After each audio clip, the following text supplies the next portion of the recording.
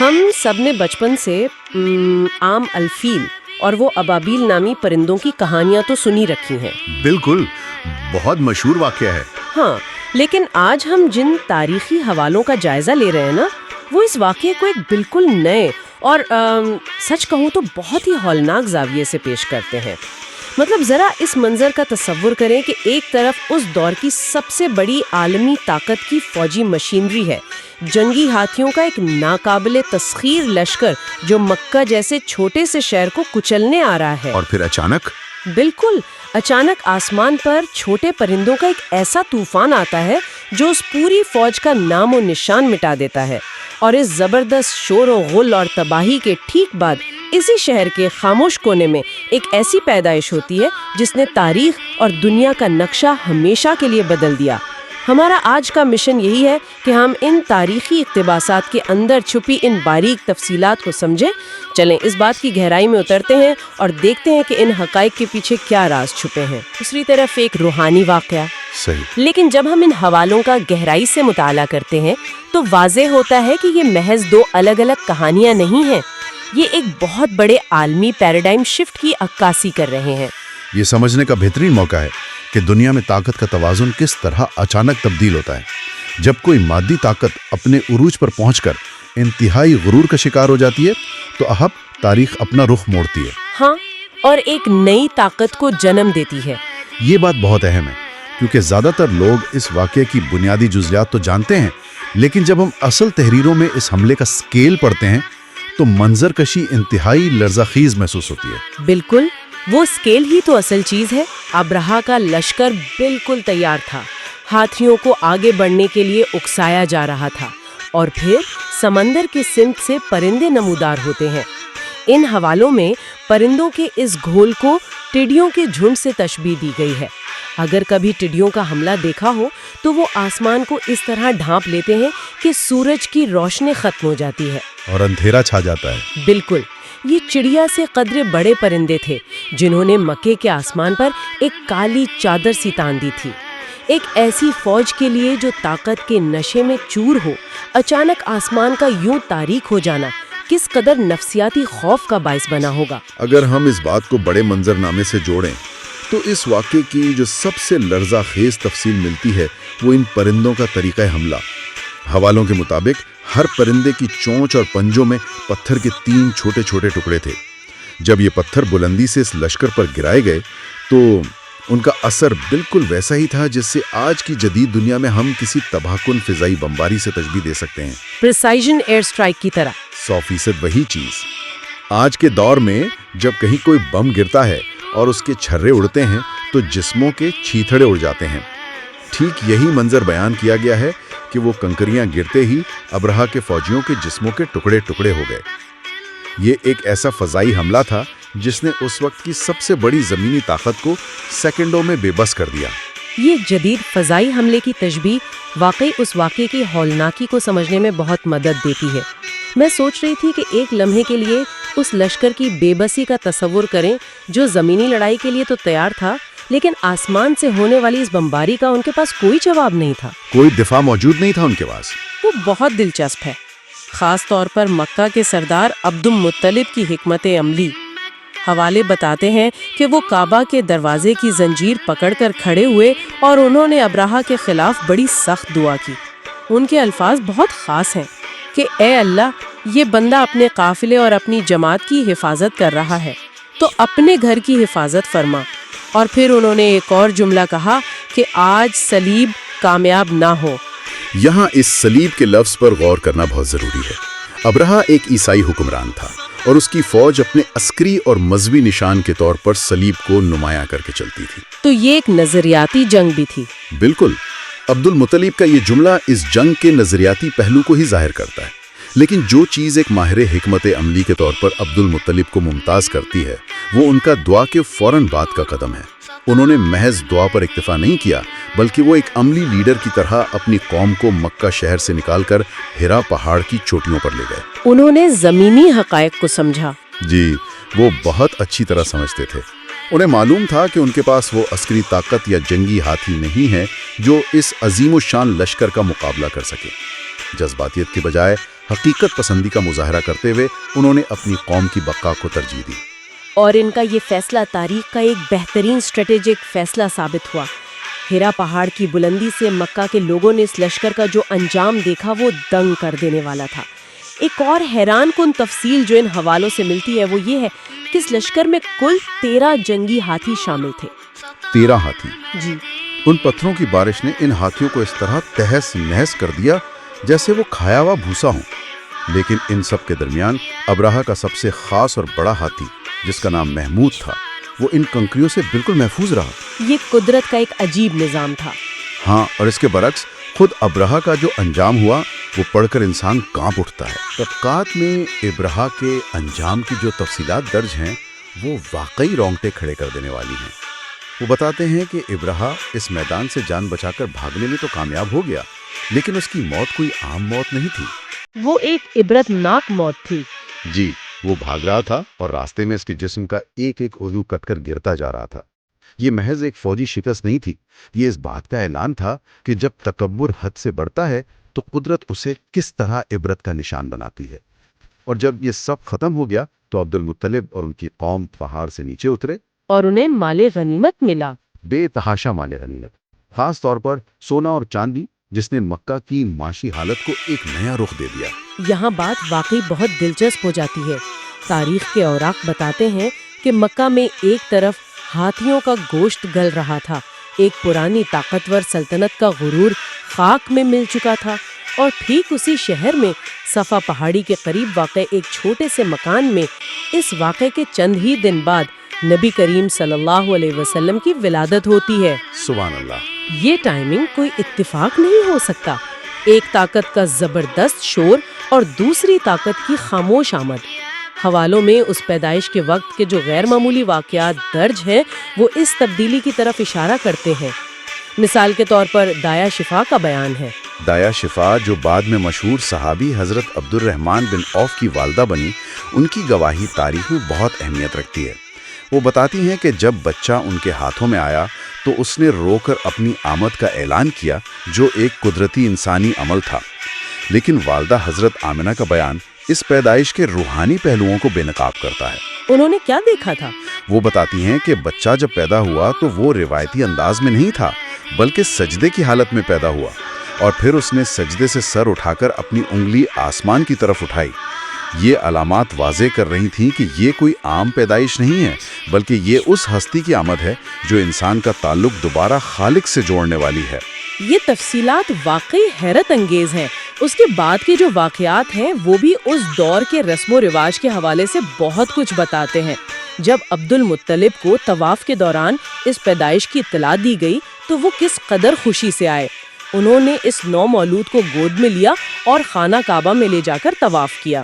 یہ ان کی بے پناہ محبت کا اظہار تھا۔ ہاں، پھر ایک عجیب سا واقعہ پیش آتا ہے۔ عربوں کا ایک پرانا دستور تھا کہ وہ رات کے وقت نو مولود بچے پر کوئی برتن ڈھانپ دیا کرتے تھے، شاید کسی قسم کی حفاظت کے خیال سے۔ لیکن جب اس بچے پر برتن ڈھانپا گیا تو وہ برتن خود بخود 2 ٹکڑے ہو کر گر گیا، خود بخود ٹوٹ گیا۔ جی، اور جب لوگوں نے دیکھا تو وہ بچہ اپنا انگوٹھا چوس رہا تھا۔ یہ چھوٹی چھوٹی مگر پراسرار تفصیلات بتاتی ہیں کہ فطرت خود اس بچے کو روایتی بندشوں سے آزاد رکھ رہی تھی۔ لیکن ان تاریخی نوٹس میں ایک اور بہت ہی گہری اور فلسفیانہ بات لکھی ہے، شیطان کی چیخ کے حوالے سے۔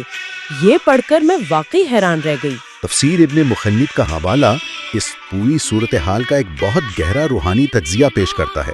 وہ بتاتے ہیں کہ شیطان پوری انسانی تاریخ میں صرف 4 مرتبہ انتہائی شدت سے بری طرح چیخا ہے۔ ذرا ان چاروں مواقعوں کی کڑیاں ملائیں۔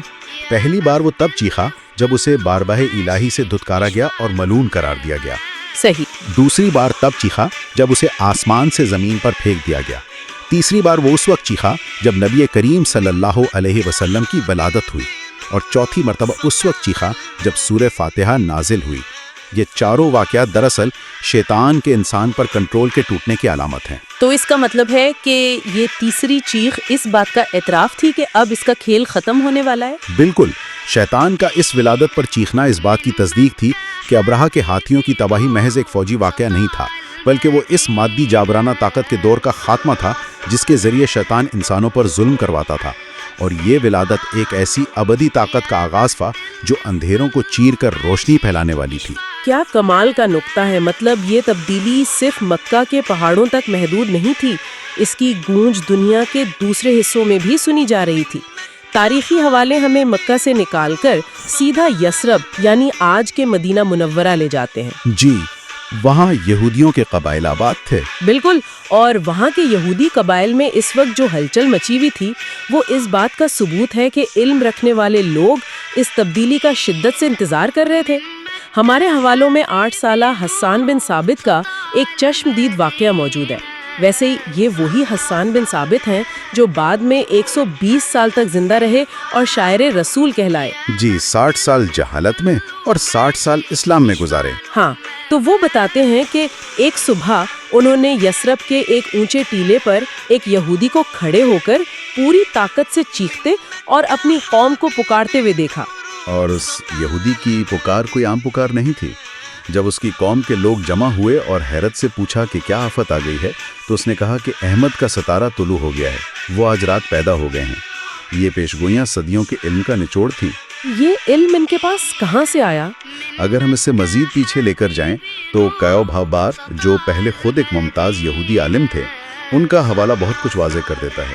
وہ بتاتے ہیں کہ اللہ تعالیٰ نے حضرت موسیٰ علیہ السلام کو باقاعدہ ان نشانیوں کا علم دے دیا تھا۔ حضرت موسیٰ نے بنی اسرائیل کو آگاہ کر دیا تھا کہ آسمان پر ایک مخصوص چمکدار ستارے کی حرکت اس آخری نبی کی پیدائش کا وقت متعین کرے گی۔ تو یہ نسل در نسل منتقل ہونے والا علم تھا؟ بالکل، یہ محض قیاس آرائیاں نہیں تھی، یہ وہ علم تھا جو بنی اسرائیل کے علماء سینہ بسینہ منتقل کرتے آ رہے تھے۔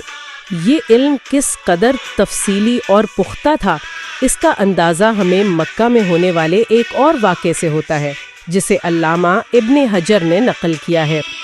ایک یہودی عالم جو شاید کسی تجارتی غرض سے مکہ میں مقیم تھا، وہ قریش کی ایک مجلس میں آتا ہے۔ وہ مکہ کے سرداروں سے، جنہیں خود اپنے شہر کی خبر نہیں ہوتی، آ کر پوچھتا ہے کہ کیا آج رات تمہارے ہاں کوئی بچہ پیدا ہوا ہے؟ اور قریش کو تو کچھ معلوم ہی نہیں تھا۔ ہاں، جب قریش لا علمی کا اظہار کرتے ہیں تو وہ انہیں باقاعدہ وہ نشانیاں بتاتا ہے جو اس نے اپنی پرانی کتابوں میں پڑھ رکھی تھیں۔ وہ بتاتا ہے کہ وہ بچہ قریشی ہوگا، اس کے کندھے کے پاس ایک خاص علامت ہوگی جسے مہر نبوت کہا جاتا ہے، جس پر گھنے بال ہوں گے۔ اور سب سے حیران کن تفصیل اس نے یہ بتائی کہ وہ بچہ 2 دن تک دودھ نہیں پیے گا۔ یہ اتنی مخصوص تفصیلات تھیں کہ کوئی عام آدمی ان کا اندازہ نہیں لگا سکتا تھا، اور یہی وہ مقام ہے جو اس پوری تاریخ کا کلائمیکس ہے۔ یہاں جو چیز حیران کن ہے وہ یہ ہے کہ جب قریش کے سردار تحقیق کرتے ہیں اور انہیں معلوم ہوتا ہے کہ واقعی حضرت آمنہ کے گھر ایک بیٹے کی ولادت ہوئی ہے، تو وہ اس یہودی عالم کو ساتھ لے کر وہاں جاتے ہیں۔ اور پھر وہ منظر کتنا ڈرامائی ہوتا ہے۔ ذرا اس منظر کا تصور کریں، ایک یہودی عالم جو زندگی بھر ان کتابوں کو پڑھتا رہا ہے، وہ اس بچے کو دیکھنے کے لیے جھکتا ہے، کپڑا ہٹایا جاتا ہے اور اس کی نظر سیدھی اس مہر نبوت پر پڑتی ہے۔ ان گھنے بالوں اور اس مخصوص نشان کو دیکھتے ہی وہ یہودی عالم بے ہوش ہو کے گر پڑتا ہے۔ یہ بے ہوشی محض حیرت کی وجہ سے تو نہیں تھی؟ بالکل نہیں، اس کے پیچھے ایک بہت گہرا دکھ تھا۔ ہو گئی، ہزاروں سال سے جو سلسلہ ان کے ہاں چل رہا تھا وہ اب بنی اسماعیل میں منتقل ہو گیا تھا۔ ایک بہت بڑی محرومی کا احساس تھا اسے۔ ہاں، اور پھر وہ قریش کے لوگوں کی طرف مڑتا ہے اور ایک ایسی پیشگوئی کرتا ہے جو آج 1400 سال بعد بھی ایک زندہ حقیقت ہے۔ وہ کہتا ہے کہ اے قریشیو، اللہ کی قسم، یہ بچہ تم پر زبردست غلبہ حاصل کرے گا اور اس کی شہرت مشرق سے مغرب تک پھیل جائے گی۔ ان بکھرے ہوئے قبیلوں کے لیے یہ عالمی غلبے کی پیشگوئی واقعی رونگٹے کھڑے کر دینے والی ہے۔ یہ واقعہ ہمیں یہ سکھاتا ہے کہ تاریخ اور الہامی کتابوں کے علم کی طاقت کیا ہوتی ہے۔ وہ یہودی عالم قریش کے سرداروں سے زیادہ جانتا تھا کہ مکہ میں کیا ہونے والا ہے۔ جو لوگ تاریخ کے دھارے میں ابھرنے والی نشانیوں کو پڑھنے کی صلاحیت رکھتے ہیں، وہ مستقبل کو پہچان لیتے ہیں۔ صحیح۔ اس تمام گفتگو کو اگر ہم سمیٹیں تو یہ اس بات کی طرف اشارہ ہے کہ دنیا کی بڑی تبدیلیاں ہمیشہ خاموشی سے شروع ہوتی ہیں۔ ابرہہ کی مادی طاقت کا شور و غل خاک میں مل گیا، لیکن ایک یتیم بچے کی خاموش پیدائش نے مشرق سے مغرب تک ایک ایسی اخلاقی اور روحانی سلطنت قائم کر دی جس کا وجود آج بھی قائم ہے۔ یہ طاقت کے دو مختلف تصورات کا ٹکراؤ تھا جس میں جیت ہمیشہ کے لیے روحانی طاقت کی ہوئی۔ تو اس سب کا مطلب کیا ہے؟ ہم نے ابرہہ کے ہاتھیوں پر ہونے والی ہولناک بمباری سے لے کر ایک خاموش پیدائش تک اور یہودیوں کی صدیوں پرانی پیشگوئیوں سے لے کر مہر نبوت کے ظاہر ہونے تک کا سفر کیا۔ تاریخ کے یہ اوراق ہمیں بتاتے ہیں کہ حقائق ہمیشہ ویسے نہیں ہوتے جیسے بظاہر نظر آتے ہیں۔ بے شک طاقت کا اصل سرچشمہ کچھ اور ہی ہے۔ بالکل۔ اور آج کی اس گہری گفتگو کو ختم کرتے ہوئے میں چاہوں گی کہ ہم سب ایک ایسے منظر پر غور کریں جو ان تمام حوالوں میں چھپا ہوا ہے، ایک ایسی چھوٹی سی تفصیل جو انسان کے ذہن کو جھنجھوڑ دیتی ہے۔ ہم نے پڑھا کہ ابرہہ کے لشکر کے جو چند لوگ بچ گئے تھے وہ خوف اور مجبوری کے عالم میں مکہ ہی میں رہ گئے۔ ان میں ایک شخص بہت خاص تھا، محمود نامی، اس ہاتھی کا مہاوت یعنی اسے چلانے والا۔ یہ ایک بہت ہی انوکھا زاویہ ہے۔ ذرا اس مہاوت کی نظر سے اس پوری تاریخ کو دیکھیں۔ تصور کریں وہ ایک فوجی تھا جو دنیا کی سب سے بڑی طاقت کا حصہ تھا۔ اس نے اپنی آنکھوں کے سامنے آسمان کو پرندوں سے کالا ہوتے دیکھا، اس نے ان کنکریوں کو اپنے ساتھیوں کے جسموں کو چیرتے دیکھا اور اپنی ناقابل شکست فوج کو بھوسے کی طرح بکھرتے دیکھا۔ اور وہ خود بچ گیا۔ وہ کسی طرح موت کے منہ سے بچ نکلا اور پھر صدمے کے عالم میں مکہ کی گلیوں میں پناہ لینے پر مجبور ہو گیا۔ اور پھر اس لرزہ خیز تباہی کے چند ہی دن بعد اسی شہر کی گلیوں میں اس نے ان قریشی سرداروں اور یہودی عالم کی وہ سرگوشیاں سنی ہوں گی کہ ایک بچہ پیدا ہوا ہے جو مشرق سے مغرب تک دنیا پر غلبہ حاصل کرے گا۔ اس مہاوت کے دل و دماغ پر کیا گزری ہوگی۔ اس نے تو تاریخ کو اپنے سامنے بنتے اور بگڑتے دیکھا۔ ہاں، اس نے ایک ہی ہفتے کے اندر ایک ہی شہر میں انسان کی بنائی ہوئی سب سے بڑی مادی طاقت کو مٹتے اور کائنات کی سب سے بڑی روحانی طاقت کو جنم لیتے دیکھا۔ یہ ایک ایسا خیال ہے جو ہمیں یہ سوچنے پر مجبور کرتا ہے کہ تاریخ کے ان بڑے طوفانوں کے درمیان ایک عام انسان پر کیا گزرتی ہے اور قدرت اپنے فیصلے کس پراسرار طریقے سے نافذ کرتی ہے۔ آج کے اس گہرے مطالعے کے لیے بس اتنا ہی۔ امید ہے ان حقائق اور تجزیوں نے تاریخ کی ان عظیم کڑیوں کو جوڑنے میں مدد کی ہوگی۔